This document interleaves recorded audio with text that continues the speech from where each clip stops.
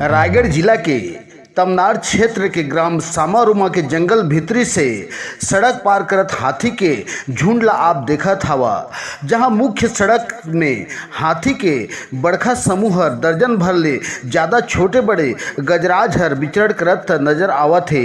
जहां गजराज दल में कुल 16 नग छोटे बड़े हाथी के समूह हर रायगढ़ के तमनार मुख्य सड़क में सोमवार के हाथी के अचानक विचरण हर सड़क पार करत में नजर आइसे। जहां वन मंडल अधिकारी कर्मचारीगढ़ के द्वारा में मार्ग में अवैया जवैया राहगीर मन ला सांकेतिक करके हाथी के दल बल्ला सड़क पार में सहयोग दिन हवाएं। जहां हाथी के सड़क पार दल बल्ला राहगीर मन के द्वारा माँ दृश्य ला मोबाइल के कैमरा में वीडियो बनावत नजर आइन हैं। जहां हाथी के झुंड ला देख करके आसपास के बनांचल के ग्रामीण जन में भय के माहौल हर ग्रसित हवाए।